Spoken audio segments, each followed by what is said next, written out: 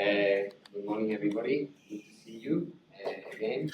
Um, we are going to carry on with this type of presentation today called Alternative Languages to Generate Social Impact. And it's connected with the second main topic of this training school, which is social impact. Before we go with some data and some research outputs, I'm going to share some of the principles, some of the ideas we have in our minds when we develop this kind of research. So the ideas are connected with research are ethical, political, and in our case, educational nature. And you will understand what I'm going to explain the next three slides. Hopefully you will see it in the outputs I will share afterwards. We work from this social critical paradigm, and basically the idea is trying to provoke, trigger some transformation and as we said yesterday, that could be done different levels. At policy level, which is probably the top one and the one we all look for, but also at different levels. Today we have, in this presentation, we see some of those aims as well.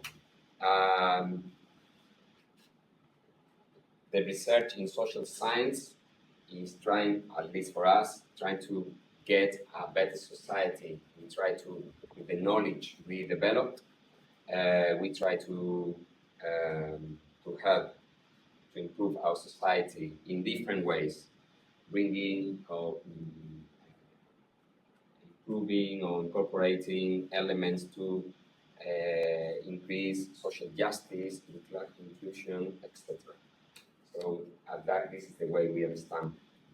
So social researchers, in our view, we should ask ourselves about ethics, the ethical issues, and that's the way we understand. So is this fair? The society we live in is as we would like to, or we are quite dreamers, big dreamers, and we like to see the society how we would like to have it. And there are a lot of ethical issues. With this approach I'm sharing with you, we believe that we make visible some social problems that sometimes are hidden or not addressed or not met properly. So it's a way of make them visible and also envisioning ways of solving them. In that sense, it's a political dimension here, because when you visualize some problems that are normally hidden, are invisible for the majority of society, when you visualize them, it's a way of trying to find those problems. For example, when I first started my research thesis, my doctoral thesis, almost 20 years ago, 15, 20 years ago, nobody knew, in Spain at least, what unaccompanied foreign minors were. In Spanish we say MENA. MENA is the translation in Spanish. Nobody knew about that. After different researches about this topic, the problem was put on the table. This is a situation. A lot of young children are crossing in Spain and here in Portugal, it's the same, from Africa to Spain, to Europe, and they are alone. They're having lots of problems. So now there are new problems, but at the time it was important to visualize this situation, to try to address solutions to these kind of topics, issues, realities. Another political element is giving voice to these general minorities who are normally not heard. For us, it's political because it's a democratizing element, because everybody deserves to be heard. And some people, because they belong to minorities, they have not the power to have that echo in society, right? So that's one of the things we do, giving voice to them. We do with life stories and biographical methodology. You will see in a minute some examples. So what we try to do is giving voice to create what is called counter narratives, because generally there are prejudices, different questions, for example, about uh, um, migrants young migrants who are not accompanied. There are some prejudices. In some cities, they understand them as criminals because they are offending, they are thieves, they are robbing stuff. And there are some cases, but it's not the majority. So breaking some hegemonic discourses is one of the aims of these methodologies or what I'm showing today. So those are the counter narratives, breaking those hegemonic discourses. And these stories have power to create bridges between different worlds, to combat injustice, to initiate process of change in ourselves and society. So that's why it's got an educational nature as well, in our view. So making public these realities has what Paulo Freire calls a conscientización effect, and we try to, because we're coming from social pedagogy, social education, or that's the sphere where we move, we try to educate society as well somehow with our outputs in different levels to different groups. So this is a way, educating society is a way of stimulate the development of ethical consciousness in the society and to provoke, encourage bigger civic engagement and more political participation. We all are, everybody is an educational agent. We need to be conscious of this. The way you behave, the way you are in life is educational or not, or just the opposite, anti-pedagogical.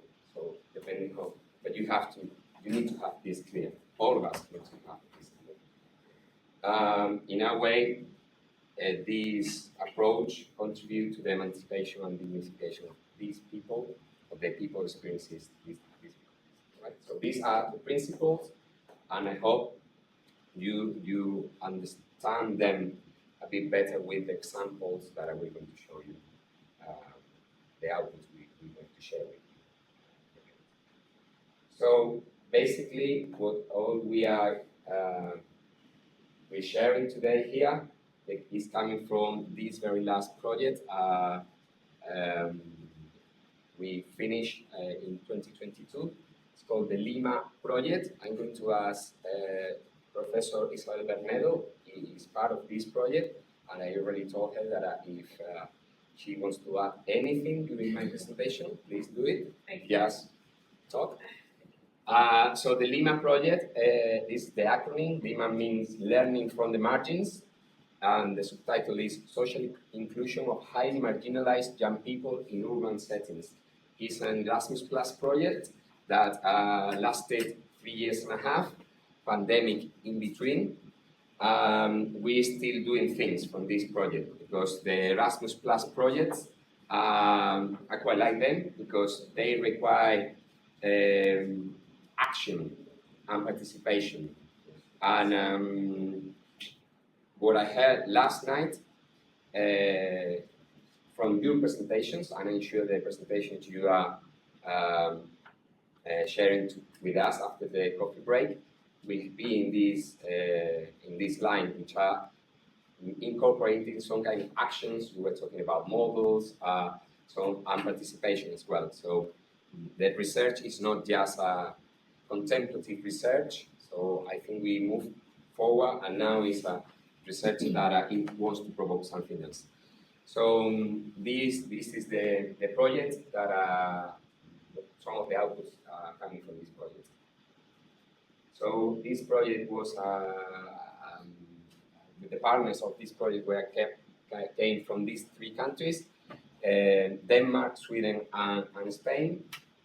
And we had 6 partners. The first 3 ones were entities, bodies working with young people in a marginalized situation in the 3 countries. This is a private NGO, and this one as well, and this is the municipality of Malmo. Yeah, the cities are Copenhagen, Malmo, and Malaga. In Malaga, we had Asociación Marroquí, is the Moroccan Association for the Integration of Immigrants, and we had the three universities of the cities.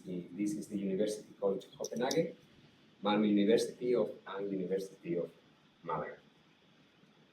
So the main focus of the research was young people in the margins.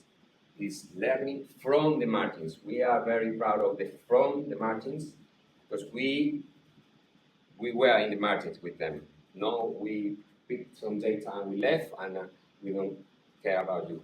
We live with them literally during the whole process. We're still in touch with them, and we accompany them, which is something that I show you. So from this experience, the main aim was to learn something, because all of them were in these entities, so they were some professionals from these entities were working with them. So we wanted to learn something to improve the training of these professionals. By the way, this is connected with something that I was mentioned yesterday in the working package 2 presentation, improving the training of the professionals, with the aim of improving their social inclusion. Yeah, so that was the main aim. In Malaga, because our team was hard rock, we like more challenging experiences. We had, because the Moroccan Association had young people in a marginalized situation, but they were migrants, immigrants actually. So that added more difficulties to the situation, and we also added 2 more focuses, which are resilience, another line to research, but not from an individualistic approach, but ecosystem approach, and also socio-educational accompaniment. We added 2 more focuses because we like complicated our lives. So basically, well, just because we were working on these 2 lines, and we had a space because every country had autonomy to develop the research according to the context and the situation and stuff, and we were able to add this. How did we do that? We developed in education. There is a methodology called action research, but not just in education. But we didn't follow exactly what an action research is, but we wanted to have action, of course. So we call the methodology educational research square. Why is that? Because, first of all, it was an educational research because we were researching on something connected with education, social education, and we did it from a pedagogical approach. And also because the process we developed to do the research, it was an educational process. That's why it's the second power here. That's why it's square. So the process itself, it was educational, and we all learned from it. So the first part, it was divided in 2 parts, a socio-educational accompaniment. So we involve students from the social education degree. A few of the students, we asked for volunteers who wants to join this project. And some students joined, and it was an amazing experience. The students, the researchers, and, and some of the professionals of the Moroccan Association participate in this accompaniment with the young migrants. The young migrants were between 18 to 21. In Spain, when you are an accompany for a minor, normally the protection system gives you some living conditions till you reach 18. Once you reach 18, you are, in most of the cases, kicked out of the residential houses, and you have to find a way to live. So we working with these boys who, when they reached 18, they were out. In this case, they were lucky because the Moroccan Association had two houses, and we working with these young boys from those two houses. So they were in a program called Transition to Adulthood, but there are very few of them. And we worked with them and some others who were living in the streets. So some of the young minors living in the streets after being kicked out by the system joined some of the events as well. We open them all the time for everyone. So we involved our students to do this pedagogical accompaniment. This was very powerful and had some effects. Especially during the COVID pandemic, the lockdown. So we carry on online, being in touch with them. You have to put in the situation completely alone, different countries, different culture, not the language, handicaps with the language, and nobody around you. So it was really valuable, the support provided, I think. And the second thing, the research, analyzing together with them their life stories. So what was the methodology? Well, I'll show you a bit about the methodology on the accompaniment. We had a website, it's called lima.nu. It's in English, Swedish, Danish, and Spanish. And if you click here in participatory social planning, and click Spain, every country is explained what has done with the boys and girls.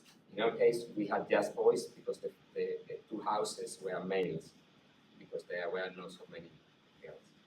So we arrived in, well, we have to say the Moroccan Association was the one looking for us, not us looking for them. They came to us, we were finishing another project in a Roma community, and they said, we want to work with you. So the next project, that was in 2018, 17, and we eventually got this project in 2019. So they came, we want to work with you, and we developed this. But when we arrived to the association, they say, the boys say, we don't care about you. Why do I have to tell you my story? We're fed up of people like you who are coming to the association and want to get data, and what do we get? I want my papers. Are you giving my papers? In this, we went to hike up to the mountains, and this boy here, well, we had a big argument just there. 5 minutes before this picture. This is me, this is him, some of the guys.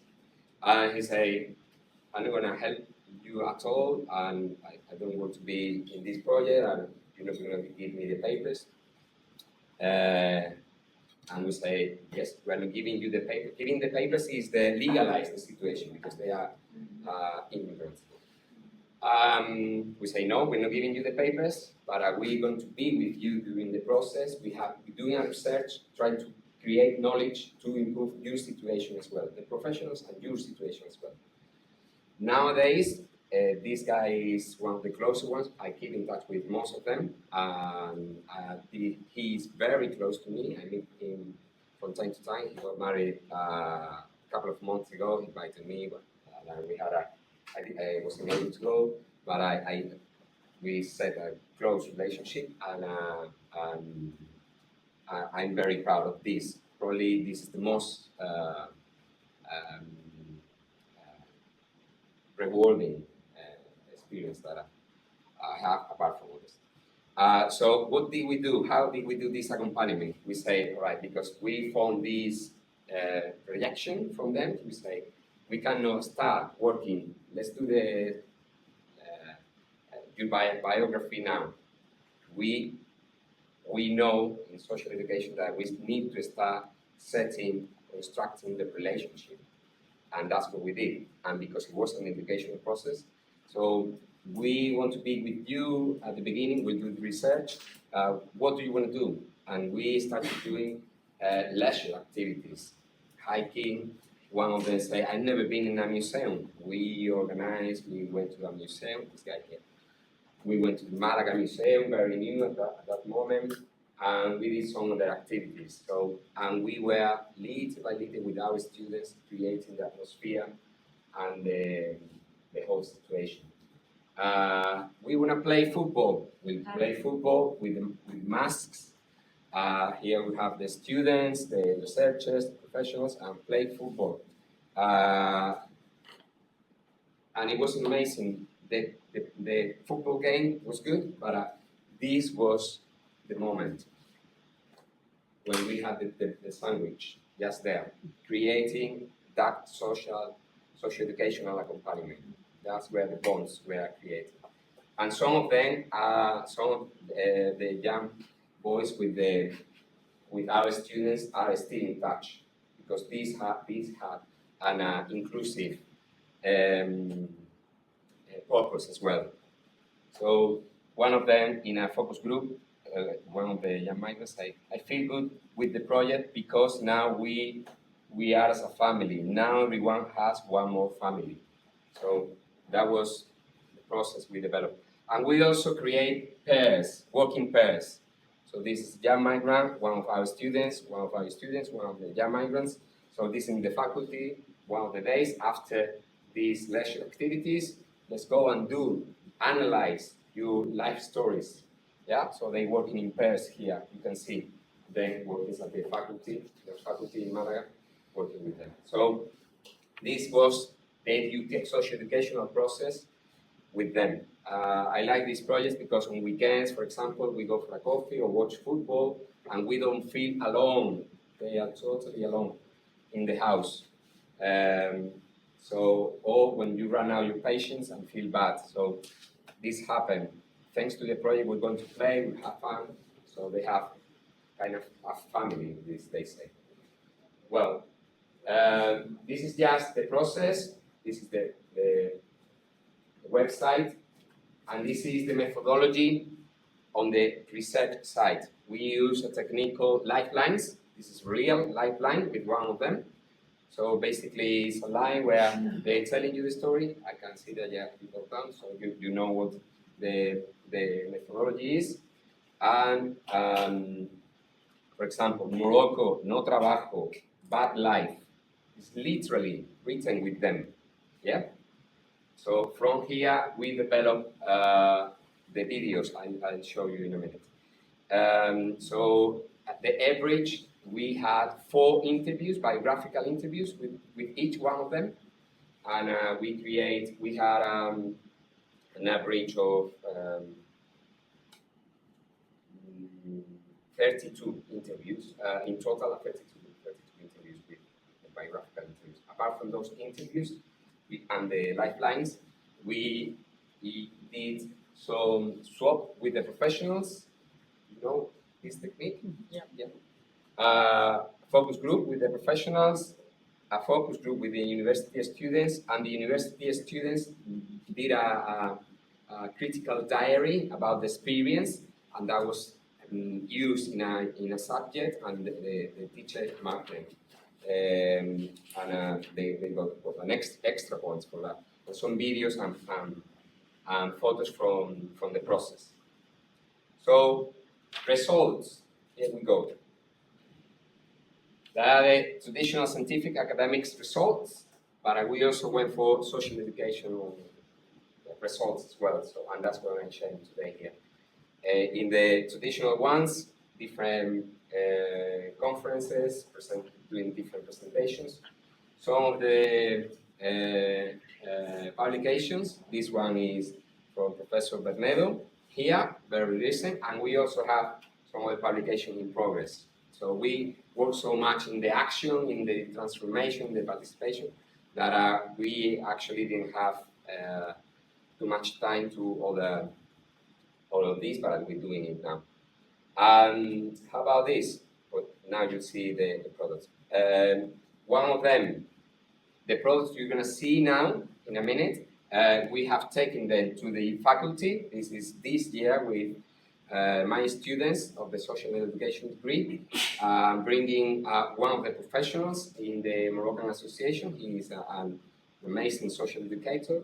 And also this year as well, we've been in 3 secondary schools showing these outputs. I'm showing you in these alternative languages in a minute. So this different way of doing the transferability as well, because these products can be shown to different publics, which is something we discussed yesterday. So this is a distribution list in YouTube. So we are going to go on this, and now we're going to see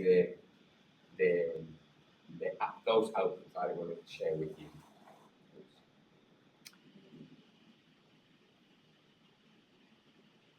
So in this website, we have uploaded all these alternative scientific outputs in a different language.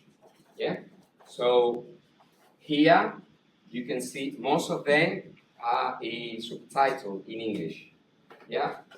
This one is an interview that my university made me, but it's not in subtitle. I don't know if YouTube can do it, but all the rest are with subtitles, so it can be used. You can use it if you want in lessons or share with whoever you consider. The explanation is in Spanish, but also in English here as well. So what do we have here? So basically we have 3 individual videos, 10 minutes, 6 minutes, 12 minutes.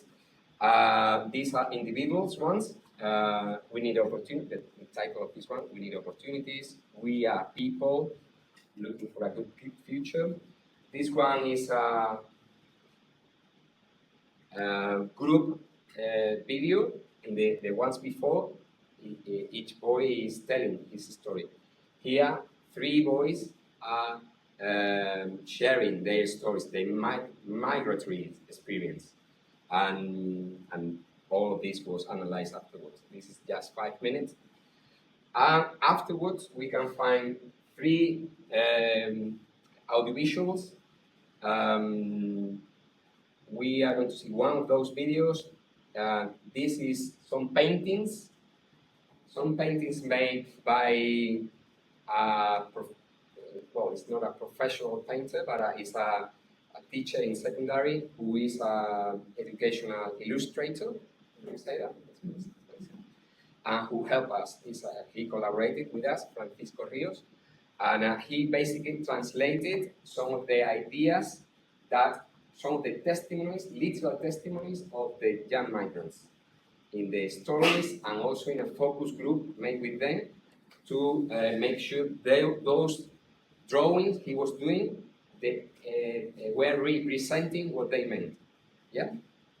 And at the end, we are going to see a 3-minute rap. It's a song written with their testimonies. Here, another person, a rap singer from Malaga, from our city, collaborate with us with the music and the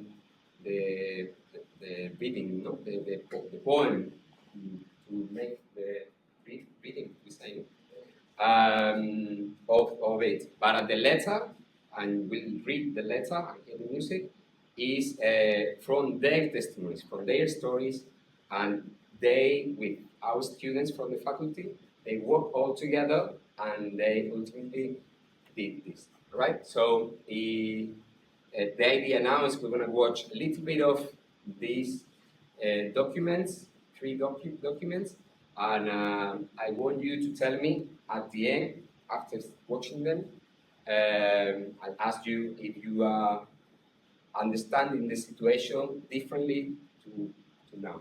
Yeah, so we go with this one. We are not going to watch the whole thing. We're going to watch just a few minutes, but we have something. Hola, buenas. Me llamo Iván.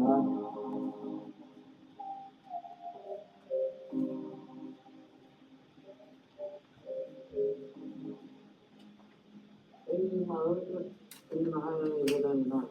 Pues hay un calle, donde calle, que estudia, sin nada, sin ropa. Un estudia, vive todo cae, sin nada. Que hay gente trabajando, con dinero que puede vivir bien. Yo no siempre pobre. No duro a vivir de ahí, en la vuelta. Por eso, fíjate, estamos buscando un futuro bueno para trabajar, para ayudar a mis hermanos, mis padres, mi madre. Estoy en un camino de un futuro bueno, mejorando poco a poco. Antes que 30 de la España, buscando, estudiando, pero no sabe nada. Yo buscando trabajo, pero no encuentro nada. Buscando un curso, tampoco.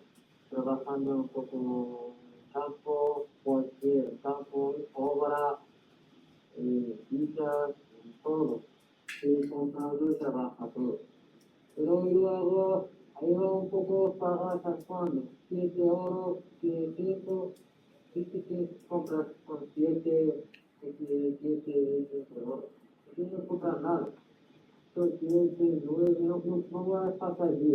Trabajando a las 8 de la 9, a las 7 de la tarde, así. Solo come, un poco de comprar ropa y ya está. Si hay algo, no puedo ni comprar un casa, ni puedo nada. Solo come y comprar ropa. Cuando queda ahí solo en Melilla, yo, el policía, hablando con ellos, soy un menor, pero lo veo en policía. Antes de número. Melilla is a city, Spanish city. One city cross to this Spanish city. Cuando se vuelve, no conozco mucho porque hay, y aquí, donde yo ahí cambiamos una poca comida, por eso, primer día, muy duro. Suelo. Primer día en suelo, segundo día, en cocho, dormí 3 juntos, 3 chicos. Es más pequeño. A los 5 o 6 meses te pasan a un módulo dentro de la Purísima. Sí. ¿Y ahí qué? Ahí hay un poco sitio bueno, está una habitación, cuarto, 6 chicos, cada uno tiene cama, cada uno tiene donde buenas cosas, capilla, y tiene todo, comida, especialmente con, hay los sabores ahí buenos, y también que ya es bueno con nosotros, ayudando para papeles, para sacar papeles, hablando con las mujeres de nosotros, que somos además, cuando completo eso, si tienes papeles, te puedes volver de España y buscando tus fotos. Pues nada, por aquí tengo una poco de amigos.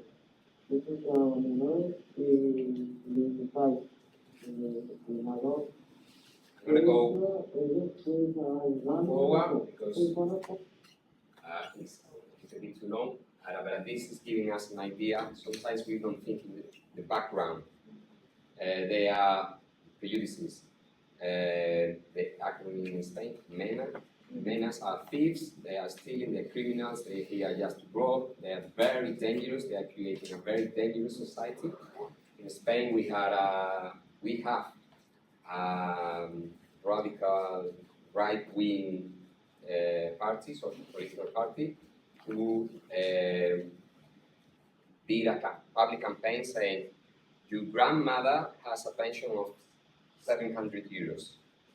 Each of these boys are costing to the National Social Security Service uh, 2,000 euros. So they were creating hate against them. Maybe the Spanish ones will remember that. So, and people just get the label. They don't see the person, MENA, young migrant, and we lose the sight because we lose the human because we just see the stereotype, that label here. So this first bit is showing the difficulties working 12 hours a day to earn 10 euros, 7 euros, nothing. And that's and the life they know the life they're gonna have, the expectations, the life expectations. And they know that just very close by, crossing the Strait of Gibraltar, is Europe is a different life. So and it's a big movement. So inequality is the problem. So this is there are much more, and now just the last 2 minutes. Um, Todo tu recorrido, tú crees que en España se te está ayudando. Algo con un poco de la yoga, ley, creo que has descrito, hay gente cambiar un poco de tomada, porque muy bien.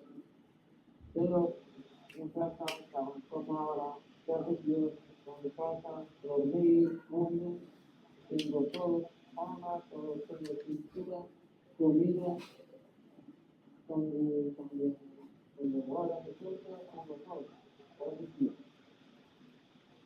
¿Cómo te ves tú dentro de 10 años? Un trabajo, hacer un coche, una casa, con mi familia, también se puede llegar con ellos en mi espalda, en casa, y ojalá, por casa, y así, un trabajo, mi familia, como mujer, y ya está. Las amenazas a los inmigrantes alojados en I'm los gonna stop hoteles de there, Gran right? Canaria. So, and that's it. Just a house, a family, wife, a car, maybe that's what we all want. So, obviously, we should show the humanistic, the human there. And that's why, for us, it's so important because sometimes we forget society, those hegemonic discourses are forgetting what's behind. And there are very traumatic stories, but all of them are worthwhile and we can learn from them. So this is one of them, just some bits, and now we're going to show you the paintings. Yeah, the paintings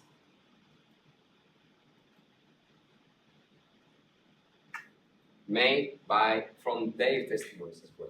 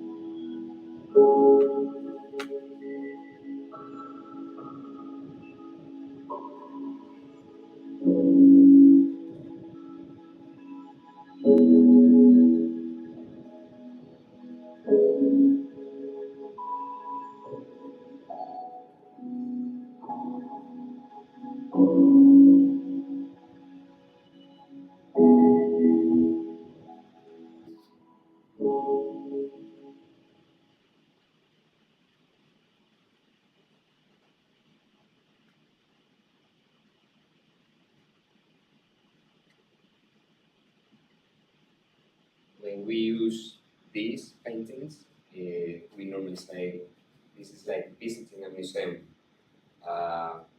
Let's see what these paintings are evoking to you. And it's so powerful. We don't have time, but it's so powerful. The testimonies of everybody in the public, and we confronted with what the young migrants told us about that. Actually, I repeat, the Francisco Rios is the illustrator. We thank him very much. He made the paintings. These are the sentences. He made the paintings. We are taken back to the young migrants. Is this what you meant? No, this is not. What do you mean? Is this? And these are what they were happy with. So these are testimonies, the validation process with them, and this is what he said. And the very last one is music, the rap song. Just 3 minutes. Okay? This is the rap singer was Camacho TRF, is the artistic name. Lightning from the margins and the chase what people need. Un proyecto desde 2019. Una oportunidad todas las personas se merecen. No todos tuvieron la misma suerte de nacer en un lugar donde tiene su cara, agua, pan y una cama caliente. Una cama caliente. Los sueños nunca se arrebatan al niño inocente que solo necesita el amor de su gente. Nos hablan en otro idioma que no se entiende. El problema no es de la lengua sino de las mentes.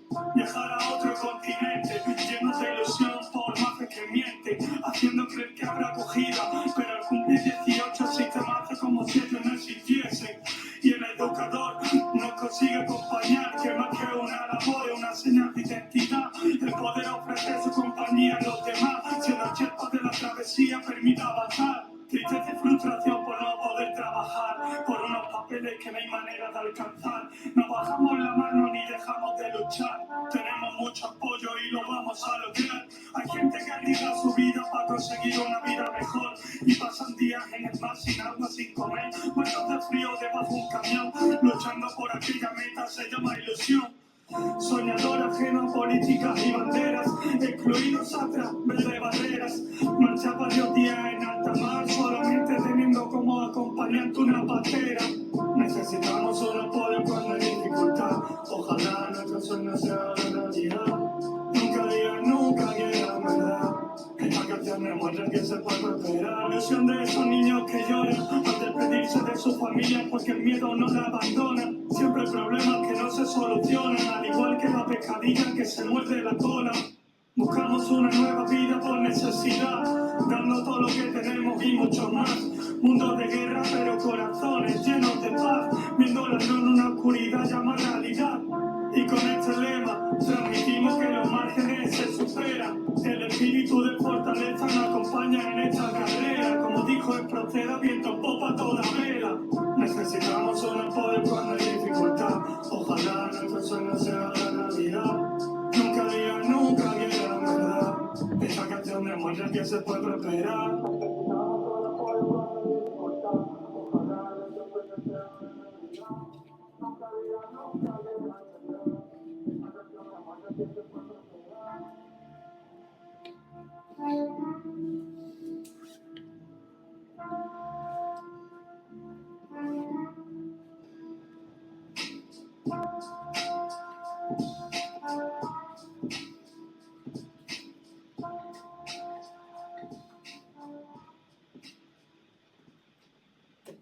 Again, the whole script is the whole text is being. There was a process of elaboration with young migrants because the main ideas are taken from their testimonies in the life stories, the lifelines, life stories, and they were in the elaboration process participate them, the university students, and this guy who put the music and the make them the videos. I